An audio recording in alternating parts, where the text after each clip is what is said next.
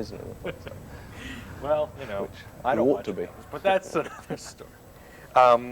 Another question I want to talk to you about, just a little bit of a different subject, is we're doing this piece on hearing loss and in rock and roll. And does it ever affect? We know, we've talked to some fans. How about you guys up on the stage after years and in recording studios and all? Has it ever been a problem with either of you? No. No, I've had my hearing checked fairly regularly because I was quite interested in whether it was going to drop off. And it seems to be normal. Mine's fairly normal. It's perfectly good as far as I can tell. I've had it tested. I read a thing that a doctor on this stuff wrote once who said that if you started off in these things when you were very young, like we did, and the levels when we started were not anything like what they were, and gradually over years and years and years the level built up, you actually gain some sort of muscular defense system in the ears that counteracts it. Whether it's true or not, I've no idea, but it certainly makes me feel happy at carrying on. Has anybody ever complained about you guys, about noise? I mean, either in an outdoor stadium constantly. or fans or anything? No. Well, people, it's kind of inevitable. A little less these days when PAs have flown up the top, but certainly in the old days when the PAs were stuck on the edge of the stage. I mean, you're trying to make people 200 yards away hear what's going on, and there are people sitting 5 feet away from it, and I can't. I mean, I wouldn't. I must couldn't say, pay me enough money to sit down in front of some of those PAs. I tend to find the sort of listening levels that other people like in live music extraordinarily high. Don't look at me. Speaking of front rows, this show seems to be one of those shows, just from looking at the stage here, that you wouldn't want to be in the front row because you're sort of going to miss the whole overall feeling of it. Where do you think would be the best place to set this is trying to get the kids who have the tickets in the back to feel okay? The drum kit. Sitting there is a great place to watch it from. Just in front of the mixing desk is actually usually the best place because you're in the best equal position from all the quad stations and stuff like that, and you get a perfect front view. I mean, you're getting it as close there to what the sound man and the lights man are trying to create a perfect thing. That's, if you're as close to their position, is where it's going to be the best, really. But if you thinking of selling seats actually in the mixing area this time. If you like that sort of thing, I think actually probably the front. If you're the sort of person that likes front seats, you probably would quite like the sort of treatment you get. It's a sort of musical mugging, I think. Don't forget your shades. Theater of cruelty. If we could talk for a minute about Roger, if that's... I knew this had come up. Well, you've been done for it. Just a couple of the quick things. Okay. He's on the road performing a lot of the same material, or I don't know if it's the same, but Pink Floyd material. Yeah. What are your feelings about that? Well, anyone can play anything they like. I mean, he's perfectly entitled to play it, isn't he? Mm-hmm. Do you feel at all, what are your feelings about playing maybe some of the songs that he has written? You said you were going to try not to, whatever Pink Floyd material, it was created by all of us, whatever the writing credit says. There's a lot more to it than that. I feel perfectly comfortable doing, playing things. We haven't as yet had to do anything which I didn't sing originally on the record or anything, so none of it is feeling uncomfortable from that point of view. So no, it feels fine. Now, fans seem to be responding overwhelmingly to your tour. His is not doing that well. His album is sort of dropping off, and yet you're both performing Pink Floyd material. What do you see as any reason for that other than? Well, the reason is that we've all spent, he spent over 20 years, I spent nearly 20 years working on building up the Pink Floyd name. It's, I mean, if you liken it to basic crass sort of advertising, it's, if someone left Coca-Cola and started up his own soft drink company with the same recipe, it wouldn't sell as many. It's just, it's very simple. Mm-hmm. Do you ever think you will ever not get back with him, but will be a reconciliation? Are you at all friendly with him? Is there a big gap between you guys and him? We're not at all friendly, really, at the moment. I mean, it's very difficult to remain on good terms when someone's trying to completely fuck you up, Put bluntly. I can understand that. Put that in another way. Shall I put this another way? When someone's trying to screw your life and career up, it's hard to stay friendly on that. Comments on Dark Side of the Moon. 693 weeks now on the Billboard chart. Yeah. Nothing will ever pass that, and it'll probably never drop out. What are your feelings about the album today, if you ever go back and listen to it? It's a good record, very good. I mean, like I've said countless times, I've never really fully understood what made it that much better, or if it is that much better than a number of other records which were quite sort of momentous in my life or other people's lives. You know? And Sgt. Pepper is what people talk about as the sort of the be-all and end-all of albums, but that hasn't been on the charts for centuries. Yeah. Do you feel now that it's just one of those things that's just going to perpetuate itself, that people are always going to say, we have to keep it up there, it's one of those things that people like to see going? I don't think people go in the stores and buy it because they think they've got to keep it in the Billboard charts. No. It's a wonderful idea. I mean, that people feel obliged to keep this damn ball in the air. Just write to my mum and tell her to stop wasting her money. Do you think that was one of the highlights, or is that the highlight of Pink Floyd so far because of that? Or there's many different ones. I think I prefer Wish You Were Here to that myself. But, you know, I must say, I think one of the things that's we've been very lucky with, as far as the Dark Side of the Moon is concerned, is that it doesn't seem to have inhibited us being able to carry on and bash out other records. I mean, one tends to sort of think of people like Procol Harum and Whiter Shade of Pale, where that really hung around their neck like a millstone for an awful long time. And it was a good band, they've made other records and so on, but that really was the reference point the whole time. I mean, although Dark Side is still on the charts, we don't actually seem to be that bothered. I wasn't meaning by ourselves, but people are interested in the phenomena, but they don't say, oh, well, they've never made a record as good as that since. Because in a way, it's perhaps, I think some of Dark Side of the Moon is historically interesting rather than, totally current. Speaking of the current groups, who do you sort of look to and when you're listening to stuff, say, well, there's a group that I could see lasting for 20 years, like so many of the bands of your time when you guys started have lasted for a long time. Do you see anybody maybe around today who started in the last couple of years who's talented enough to last 20 years, or whose personalities won't get into such a state that there's no way that they'll stay together? Well, either one. I haven't got a clue. I mean, no, I have no idea. Nobody, I guess because it just seems... U2, possibly, I don't know. It just seems, looking at it, that there were a number of bands who were starting up in the late 60s, that the mix of the talent and the personalities, that were able to keep them fresh for a long time. And, do you see anything like that happening now? I think Dave's right. You can't really... history has taught us that you can't really tell who might stay together. You can see bands that appear to have enormous longevity, but actually might well not. And also the sort of atmosphere has changed as well. That there was more of the... 20 years ago, there was much more of that sort of Beatles type of band put together, which would be four mates who get together and learn to play their instruments and, get on well together, and gradually put something much bigger comes out of that. Whereas now, I think it's become more specialised. Which is how U2 started, pretty much, though, isn't it? They probably. I haven't start that sort of same way, I believe. But there's more of a tendency these days to have experts. I mean, people are much more musically competent much earlier, and more likely to be, making records on that sort of basis. That tends not to lead to long-lasting bands. If you follow that. Okay. Question about. Let me just see where we were. Anyway, who gives a shit? I mean, nothing. Fans' response to you personally, when you were up there on the stage, and I guess, this will be the first time out for a while, but you toured in '84. What do you think the fans' reaction is going to be? You're going to have a lot of 15, 16-year-old girls out there screaming for you. Is that sort of set you back a little bit when you see that happening? We haven't had that in 20 years. I can't see why it should start now. Well, a lot of people now are getting a lot of young audiences. But I mean, we don't. Come on, that's nonsense. Hang on, let's not let that. There are a lot of youngish people buying our tickets, I am told. But not screaming 15-year-old girls. We're not in competition with John Bon Jovi. We know that. It's the nonsense. Okay.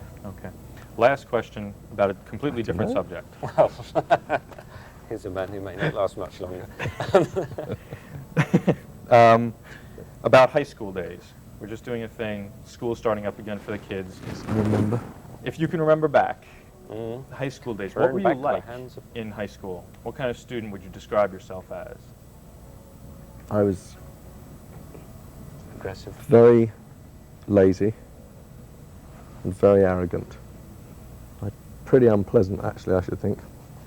Hasn't changed a bit. Nick? Thank Christ I'm not still in high school. Yeah, absolutely. As a student, God, certainly lazy. I mean, that's definitely sort of Teacher's underlying pet. memory. No, I don't think so. What? No, lazy. Pinching I everyone really- else's homework? I think the problem really is that I never learned how to work until much later on, if ever. I think that's the problem with school, that the difficulty is learning to work and learning to enjoy working and so on. And some kids sort of naturally come to that and everything goes on smoothly. Others they just are never taught how to enjoy working or how to do it. And I think it was after, when I went to college, I began to get interested in doing work. Okay. Thank you. That's it. You want to add anything else? Oh, your flying experiences. Are you a big fan? Nick learned to fly 3 years ago, something like Yeah. that? About 3 years ago. And I learned to fly late last year and into this year. We both hold private pilot's licenses, and we like it. We like playing with aeroplanes, yes. The toys get bigger. Well, actually, the funny thing is there's a sort of link between flying and talking about learning and so on, because you definitely have to apply yourself to, there's a certain element of schoolwork in it, with paperwork and exams and all the rest of it. But, once you see the goal ahead of you and sort of have some reason to get on with it, terrific, no problem, really. I mean, you want to do it. Is there anything special feeling that you get flying that you maybe can't get anywhere else? I mean, is it a thrill that you can relate to anything else? There are moments in flying that are just absolutely wonderful. That you can go and you can get in a little thing with wings, a tiny little thing, and you can go out there and play with a cloud. Just fly around it in little circles and dive through the middle of it, which may sound kind of dumb, but it's really quite fun. It's a combination of sort of magic and science, really. But it can be, it's all of technology and radios and sums and all the rest of it. And the rest of it is. They let us fly a 747 simulator here last week. Yeah, it's probably about the best toy I've ever seen. So it must have been a lot of fun for the last 3 weeks hanging out here at an airport of all places, and they got the show going with the Navy planes. That's great. They let one of you guys sit in the plane, they said the other day? I was in a tornado yesterday, yeah. Didn't go up in it. The engine wasn't very good, and I don't think they'd have let us anyway. But So it seems like a natural place to rehearse. Sounds good. It's the best. Okay, thanks. That's it. Anything else? No. We're rolling. Okay, we're talking with Robbie Williams, the production director.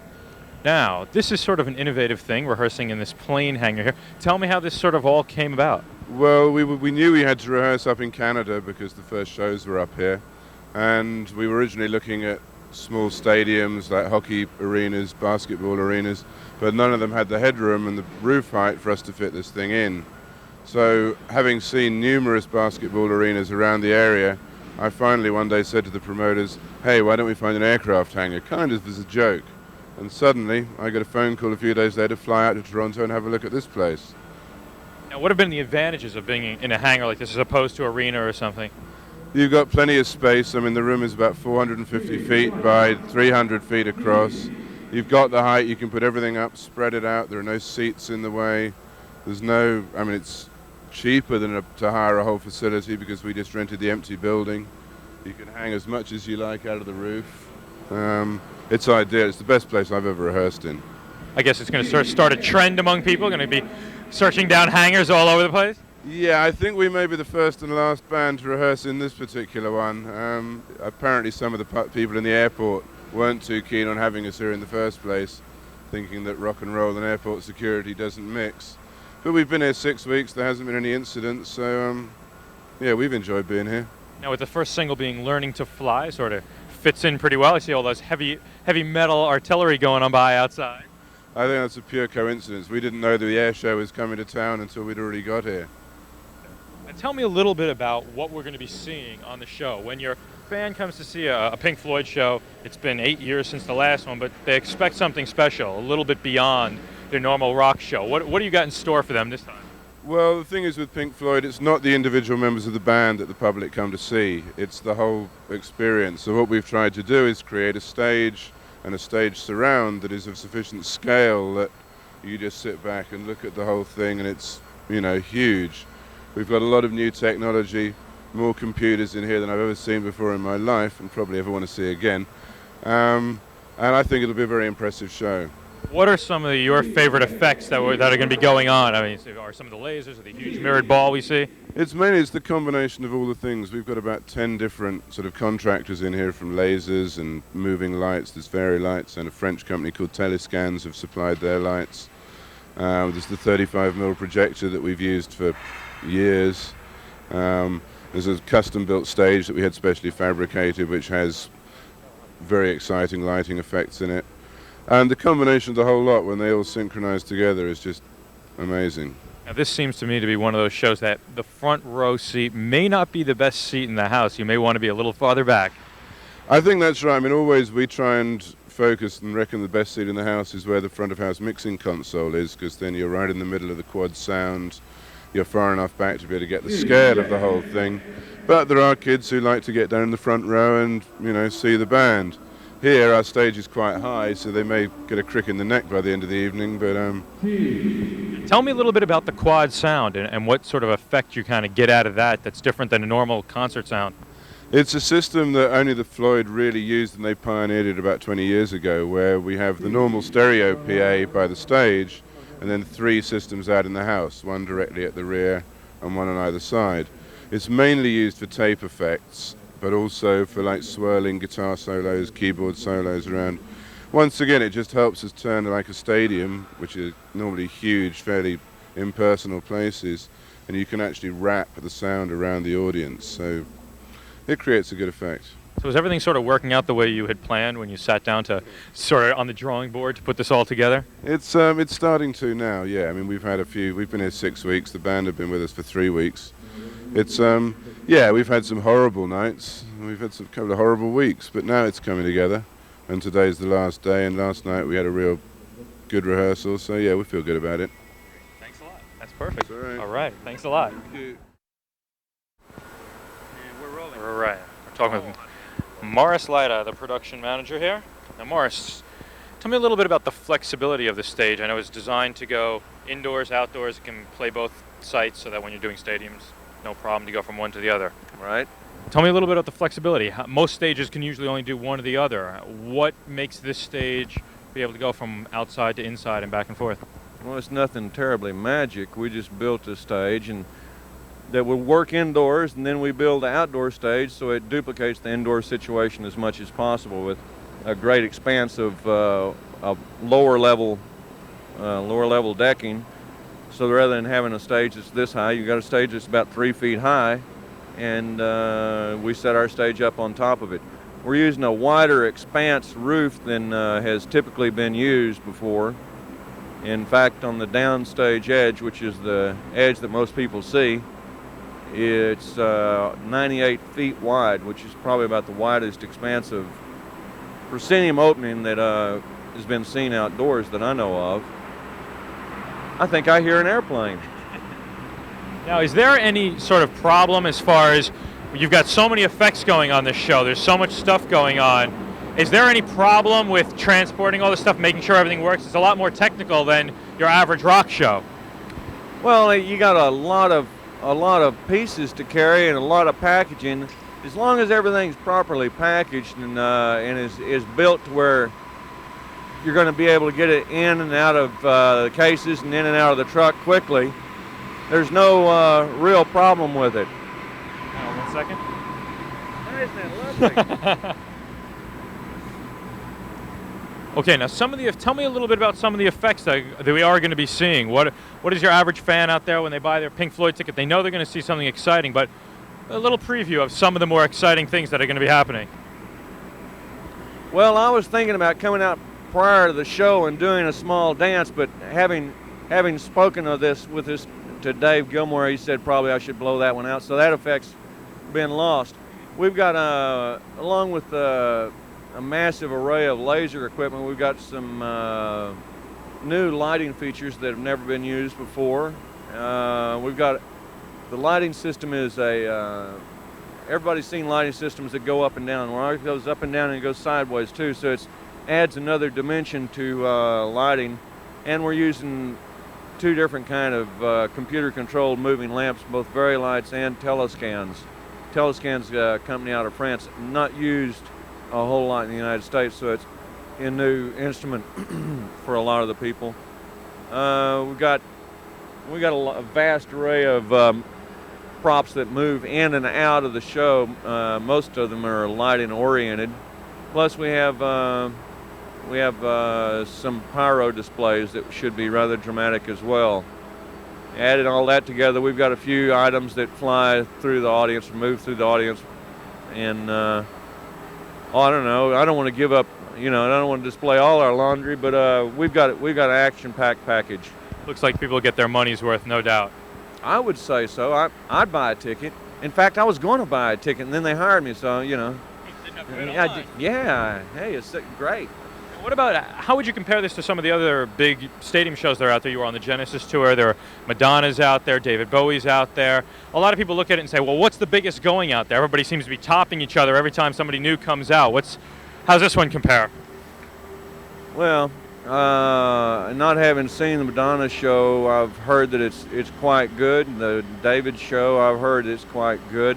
But in the terms of just overall showiness, I think we're going to be kicking a few asses and taking a few names. We've designed this thing from the start to the finish to give everybody just as much of a memorable concert as you